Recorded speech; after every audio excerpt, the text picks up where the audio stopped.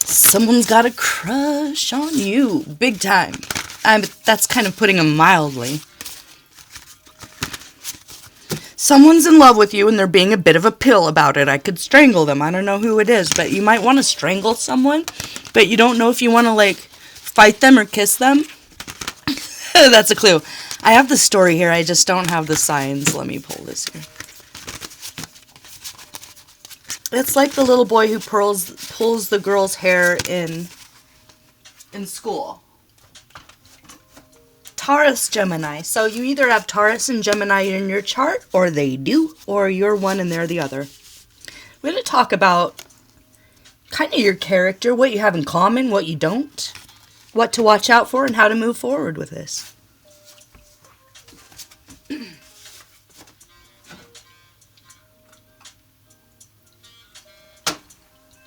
I feel like there's a mutual attraction here. If it hasn't happened yet, it's happening this week.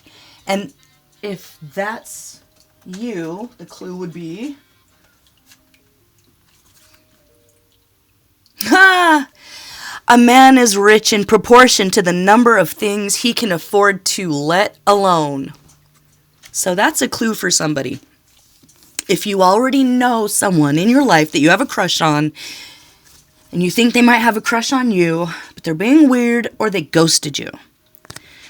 Or they're being the boy that pulls the pigtails in class.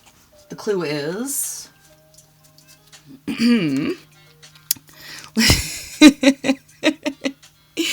Let him be kept from paper, pen, and ink, so he may cease to write and learn to think. I think this person gotta be the lawyer. Gotta be the lawyer who talks without thinking. Maybe the Gemini.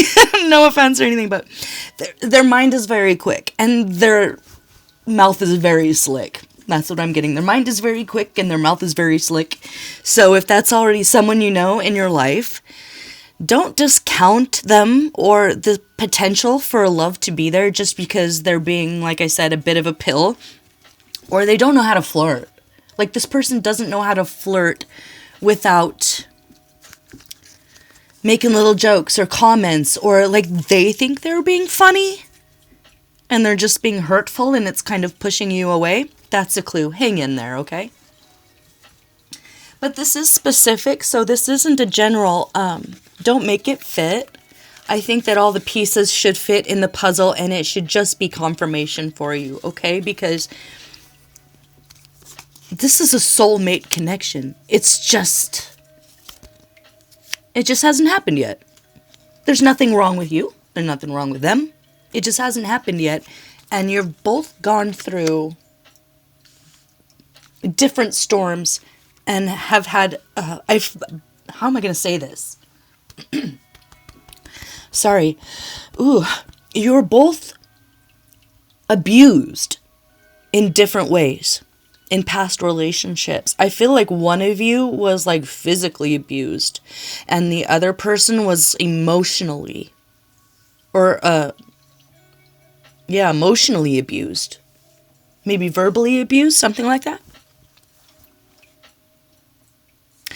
But they see what you've gone through. If they're a lawyer, let's talk about this one person over here. Okay, so this person is with the sea urchin. They are obviously someone who not everyone has access to. You're a very particular niche sort of thing. Like people, if it's a YouTube, let's say they're a content creator and they do videos on law, it's very niche. You know, they don't have the million viewers and the sponsorship. Okay, if that's not it, if they're not like a creator, you know, so simple on YouTube, and they are a literal lawyer or a judge, they just don't know very many people. It's in their best interest and in their interest for personal safety. They have to really have a high security team around. They might have a security team around them, or that's just the life that they have to live because of what they do. They have to protect themselves. They have to kind of keep to themselves. They have to have boundaries that are up really, really high. They don't let a lot of people in. But but they're very friendly and they love people and they want the best for people. They want things to be fair. Maybe there's someone who works for a law firm that's not on all the billboards. Maybe no one knows who they are. Maybe they're a public defender and they're doing the Lord's work, but they might not get completely recognized by society or something like that. But they're very bright. They're very quick. They're very intelligent and multi-talented. They're very beautiful too. They're stunning to look at, or at least you think they are. Maybe there's something very exotic about the way they look that just gets your motor running, sort of thing. So they're very educated. They're very highly educated. They love serving others, but they can be very unforgiving and moody. And they have a hard time letting go of the past. It's just something that they have to work on. Nothing you can do about that. What they're really worried about is you coming in and breaking their heart again. It's because they see how strongly they feel about you, they're pushing you away. So I think this might be the person he would come in and poke you and then disappear. That's what I see. Come in and poke you and disappear. Something like that. But it's because of fear of being hurt again. But what they really want to do to you is they're very attracted to you. How do I say this G-rated? I don't think I can. Like, they want the whole thing with you. They want everything with you. They want to shake it up. They want to shake your life up. They want to crack the code that is you. If it feels like they don't know whether they love you or hate you, they love you. I can tell you that right now. And they're very sexually attracted to you. Is it worth it? Let me work it. Put the thing down, flip it, and reverse it. That's what they want to do. Now, their ex, which is affecting this and them moving forward right now, it's that they were working together on something and then right at the last minute, their ex betrayed them or kicked them out and took everything that they had worked for and left them in a vulnerable position. Something like that where they always ended up with the short end of the stick. They have a hard time going against societal norms and rules, though. I think whoever the healer is, marches to the beat of their own drum in a very different way that is completely separate from society. While this person denies access to most people because of security issues, this person denies access to most people because their spiritual gifts are so clear and so pure that they have to protect themselves like a Buddha under a tree in a mountain. You're too sensitive for the rat race. So that's a clue. But you both empower others in different ways. You're both makers. You're both kings and queens of your own domain. You're both very resourceful and inventive.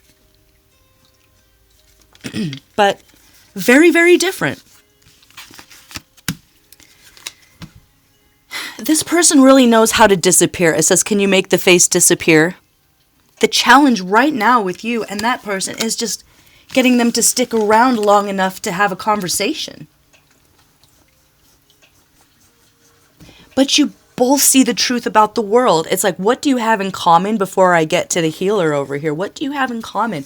It's that you both see, I want to say, like the matrix for what it is, but coming from completely different perspectives, which is really cool that you're about to come together. Create this like binary sun system explosion of creativity and become a sort of dynamic duo in the world, using your different gifts. But it's the coming together part that I'm seeing is the problem. It's like once you get together, you're going to be locked in, no question. Okay, but you understand society. I think you both understand the pyramid scheme, that maybe modern society is, who benefits, who doesn't benefit. You understand maybe, I could see this person being completely spiritual and this person being an atheist, and them completely agreeing on religion in some way. The things that you would never think they agree on.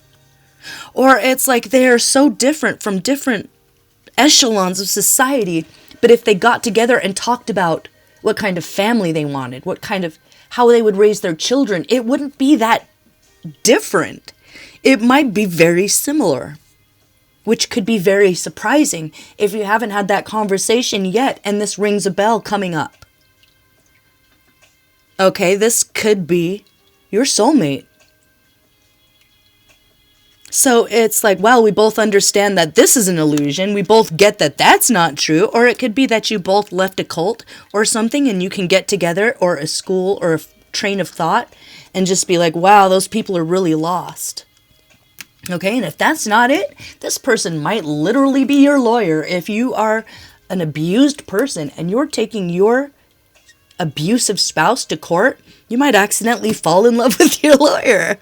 Or if you're the lawyer, you might accidentally fall in love with your client, even if they're not the kind of person that you would normally ever deal with. But they're a healer. They understand everyone around them. It's like old people love them and young people love them, but they don't have anyone really close to them, maybe necessarily in the family. They might seem like a loner or a lone wolf. Or it could just be that they run their own business and they do everything themselves. But they empower others. Whatever it is they do, they empower others. They love natural living. They are at one with nature. They understand being, what do I want to say, respectful of the laws of nature. Spiritually and physically. They're very conservative when it comes to being... It's like they understand the difference between what they want and what they need. They understand sustainability. They are very hypersensitive, though, so like I was saying, they might have to keep themselves aside from society. It doesn't mean they don't love society, it just means that they have learned that being a sensitive, empathic person means that they have to have their own sort of security, just like this person, but for different reasons. They may be a bit impatient, you have that in common. They may be a bit defensive, you have that in common. But this person has suffered a lot. It could be that they have recovered from something serious, like a near-death experience or cancer. Health problems that were completely debilitating. And they had to learn to heal themselves, which all true healers do. The past that they dealt with, it's like someone tricked them into marrying them just so they could get a good ride and then throw them out the window. They completely tore this person down. They completely tore this person's confidence down and contributed to a lot of pain and suffering. So, whoever this person is, they've been through the ringer with their ex, which is probably why they're having a hard time with the kind of flirting that this person does. This person needs to learn how to flirt in a different way. Because there's abundance here. You know, there's abundance here. It's like, what does this person want to do to the lawyer? Like, they're very sexually attracted to them, too. They just want to, like, lay around naked with you and feel your toes in their toes. And what they're afraid of is the cheating, is the third-party situation, is that I'm telling you to your face that I love you and want only you. I'm telling you to your face that I'm loyal. But as soon as you leave, the loyalty goes out the door, out of sight, out of mind. That's what they're afraid of. Because of the way this person kind of comes in and out and ghosts them and pokes at them. It's left them feeling completely unsure of whether or not there's even a connection here. But this person's not a cheater. They're not that kind of a person. They're not. So this person has to break away from what the part of themselves they don't realize is still connected to the matrix or connected to the rat race. You know, you're successful if life looks like this. If you have 1 million followers, that's the one. You know, they have to accept that this person is not going to necessarily be accepted by society. And, you know, it's going against what they were taught or how they're raised to even be in this situation. And the other person needs to avoid being arrogant with this person, even though they're attracted to them. They're responding to the pokes with kind of a snarky back and forth. Avoid any snarky back and forth of, oh, you're this way. Avoid any judgments of character. So how do you do this? How do you move through this? Let me see.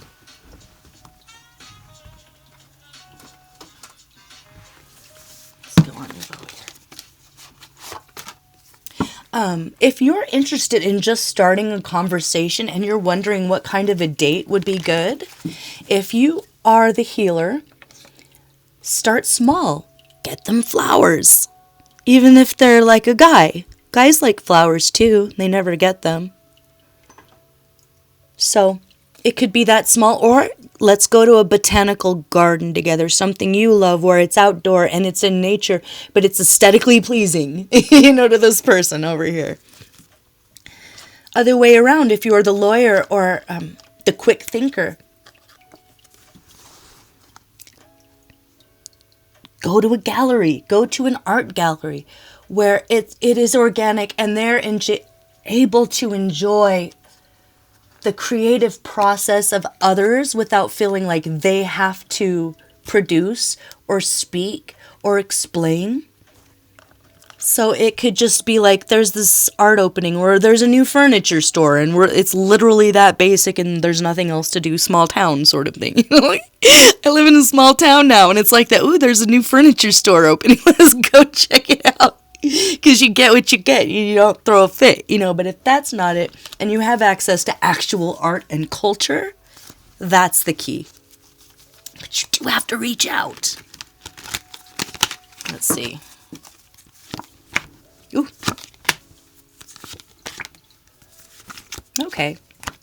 So when it does come time to talk, you're going to say, I don't like the kind of relationship where we're fighting and going back and forth and it's like a funny teasing. That doesn't work for one of these people. Okay? And it just takes communicating that. And for the other person. Okay.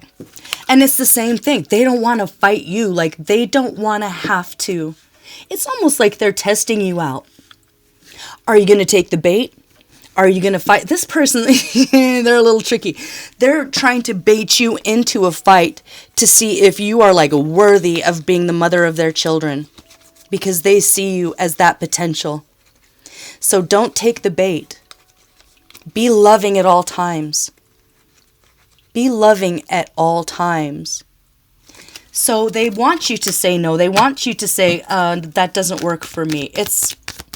They want you to debate. And you're going to say, I don't feel comfortable debating. Well, what they really want to say is, I want to marry you and go to bed with you right now, and I'm in love with you, and I need you to, like, come sit on my lap. That's what they're saying. That's why this whole thing is so frustrating to me, and probably to you. And if this hasn't happened yet, and everything else matches up except the part where they commit to you, this is like the darkest before the dawn, where whatever little game they're playing reveals to either them or you that you are the one. And there's nothing you can do. It's out of your hands. This love is bigger than the both of you. So you might as well take it easy and let it happen. I see this as divine timing, letting it happen, coming to a realization here. Coming to a realization here. Deciding to come together in compassion and understanding with this base understanding of the world you live in that you do have in common. And the other thing you'll have in common, there's going to be sexual tension right away. It's going to be like, I don't know whether to strangle you or wrestle you. What is that from a movie? Comment below. Or to strangle you or wrestle you. Well, you all really just want to wrestle each other, so you might as well just do that. You know, but timeline here. I'm thinking it might be like 7 weeks before you meet them, if you haven't yet. Or if you already have, it's going to be 7 days before they reach back out. So don't discount it, but do say, I don't appreciate that. I don't accept this behavior, but let them know that you're interested. So it's going to be a mature response to kind of an immature hello, is how I'm seeing it. Future. Oh, they're never going to let you go. Oh, yeah. They are never going to... They really just want to hold on to you right now. And they are holding back. Which one? Both? Both are holding back and you both want to hold each other. I feel that. You're both holding back, but you both just want to hold each other. So first comes the realization and then comes the taking action. It might be more of a sexual connection before it is a spiritual connection. So keep that in mind, but don't jump into anything. Don't jump into anything.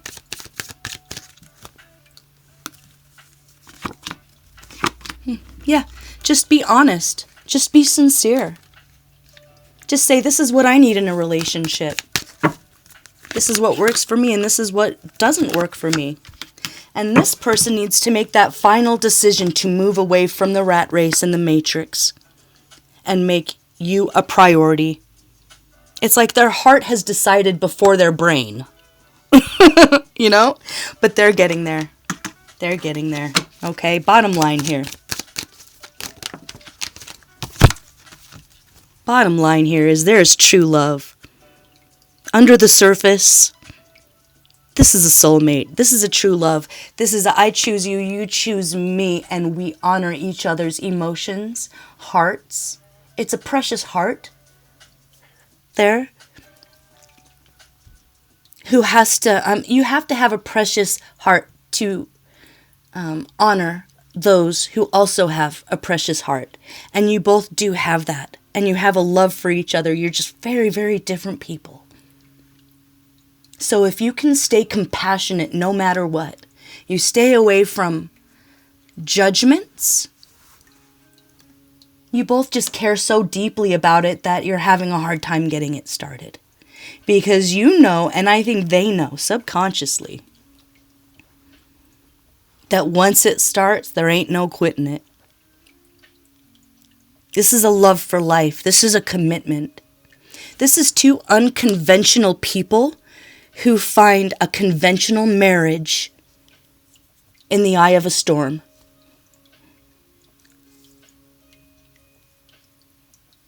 So hang in there. Okay, Gemini. It was a Gemini Taurus. Wow, what a combo. Immovable object. What is it? Unstoppable force meets an immovable object, and then you just fall in love and get married. You know, and have children and make a lot of money, and you're happy forever at the end. All right, see you for the next one. Bye-bye.